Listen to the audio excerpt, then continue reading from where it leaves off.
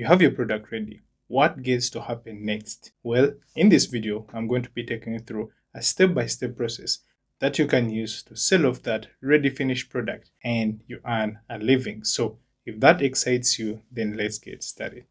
The first thing you need to do is you have to get to decide on which platforms that you're going to use in order for you to sell your products to the final consumer.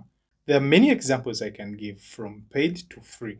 So some of the paid versions or the paid platforms you can opt for is there's Payhip, there is Shopify, there's Gumroad, there is WooCommerce. Basically, those are the paid versions. Yeah. And there are also lots of free platforms you can use. We have WhatsApp, we have Instagram, we have Facebook, we have Twitter. Yeah. So get to make this decision as soon as possible. If you're the person who is opting to use a paid version, well, that is good because it is easier for you to understand. The only con that I see with all these paid versions, if you're based in Africa, just like I am, it is going to become hard for you to make those sales because most of the African countries are not even supported. You find that the versions they have, for example, PayPal, in Uganda, it is not supported. So you have to have something special, some other extra business PayPal account that you have to use in order for you to get the full services. So that is the only con I see with the paid platforms. But if you're in a country where those platforms work freely, then go ahead and opt for that. Let's put the focus on those platforms, the free platforms that are there for you to get to use. First up on the list is to use Instagram. Did you know that you can make a lot of money on Instagram? Basically, all the social platforms that you have access to, you can make money from that. How do you make money from that? Like, you get to promote your products, get to make content about your product. Like, you get to do a lot of things. And here is the pro tip: never make the sales via your page. Make the sales via the DMs. That is the first step. Get to decide on which platforms to use. The second step you need to take is to decide on pricing your product. Yeah. Because now you know how to create a product. The next thing that comes in mind is that how much are you going to sell this product? So this is the next step you need to take. Sit down with a piece of paper or whatever platform or software you're trying to use and formulate how much you're going to sell your product. A few ways you can use to price your product is to use the tire method. So this is where you get to start with maybe a free sample or a very low costing uh, price. Then you upgrade to a basic, then you upgrade to a premium. So basically, those are three tier prices. But if your intention isn't to sell off this product to earn money and you just want to use it in exchange of maybe emails, people's contacts, and signups, then just offer that as a free sample.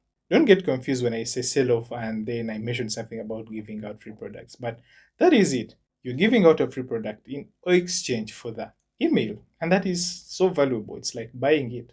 And if you don't want to go through all the chaos of trying to set up the tire prices, then the thing you need to do, given that it's your first product you've created, if it is not the first, then you know how it runs. But if it is the first product you've ever created, then start low. Yeah, start with $2, $5, and maybe the maximum could be $15. Yeah, start low as you progress with time, as you progress with the experience. The more experience and more results you get to bring to the clients, that's the higher you get to start charging for your product. I hope now that makes clear sense. Now, if you're finding value in this video, please consider hitting the like button and don't forget to subscribe for more videos just like this. So let's get back to the video. Step 3 is to make your first sale. The first step you need to take is to leverage your social network and social media. How? Get to leverage TikTok, get to leverage Instagram, get to leverage Facebook.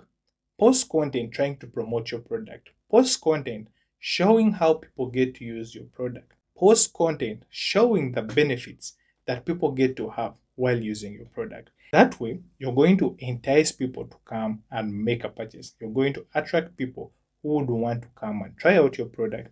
And when they show interest, you charge them a certain cost, and then that way you make your first sale. The other best way you can try to make your first sale is to give out a free sample in exchange for an email. So this is how you get to do it. You try to create an email campaign and Target people, like specifically, you get to target the kind of people you would want to sell to. Give them a free sample to try it out. And if they like it, there are higher chances that they'll come back to you wanting to get a more premium feel, something that is more than just a free product. They want to have it to themselves. And when they come up and show interest of having the premium product, then you go ahead and make the sale. These are the best two ways you'll have to undertake in order for you to make your first sale. Let's head on to step 4. Get to scale up your digital business. When we speak of scaling, most of you will think of trying to create other new branches, to try to create other brand lines. That is all fine. But the kind of scaling I'm talking about is try to automate the works that you would do yourself and let other people do it.